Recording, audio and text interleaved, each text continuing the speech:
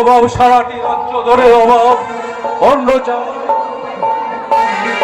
বস্ত্র চাই, আকাশে বাতাসে সময় একই কথা, অভাব অভাব অভাব। ও দিন দুনিয়ার মালিক মেহেরবান খোদা, তুমি বলে দাও আমার রাজ্যের রাজপ্রাসাদ ভ্রমণ করার জন্য আমার রাজপুত্র আলেপকে পাঠিয়েছিলাম। এ কে আছিস? শাহজাদা আলিফকে দরবারে পাঠিয়ে দে। আমায় কি জন্য স্মরণ করছেন জনাব? আমি তোমাকে স্মরণ করেছি আলিফ। হ্যাঁ, কি জন্য স্মরণ করছেন বলেন।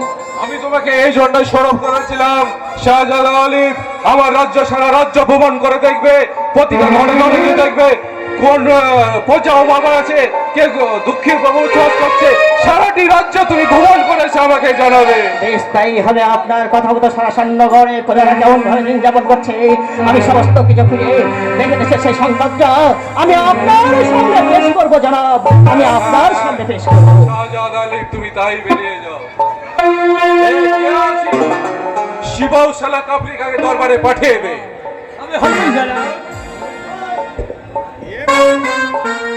বলুন আমায় কি জন্য রেখেছেন? শিবাউ সালাক আফ্রিকা, আমি যে তোমাকে বলেছিলাম আমার রাজ্যের প্রজাদের কাছ থেকে খাজনা আদায় করে নিয়ে আসার জন্য, তুমি কি নিয়ে এসেছো? হ্যাঁ জনাব, আমি এসেছি। এই নিন, এতে পুরো 10,000 টাকা আছে। 10,000 টাকা আছে যে? হ্যাঁ, আপনি যে আমার রাজ্য থেকে খাজনা আদায় করে নিয়ে এসেছেন তার জন্য আপনাকে অনেক ধন্যবাদ। তার জন্য আপনি বলুন কি পুরস্কৃত হতে চান? আমি কিছুই চাই না জনাব, আপনার কথা আমি অক্ষরে অক্ষরে পালন করে যাব, এই আমার কর্তব্য জনাব।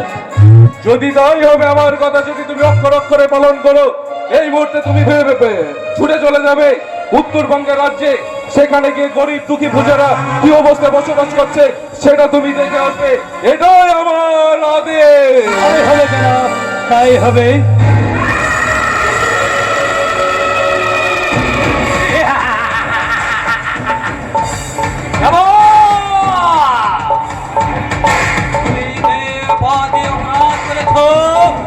তার সুযোগ আমি নেবই। এই সৈন্যগণের মাটিতে একটি কালো অসংখ্য ঝড় করে এই সৈন্যগণের মাঠে আমি লালে লাল করে দেবো, তারপর এবং তোমাকে দুনিয়ার মুখ থেকে সরিয়ে দিয়ে এই সৈন্যগণের সেই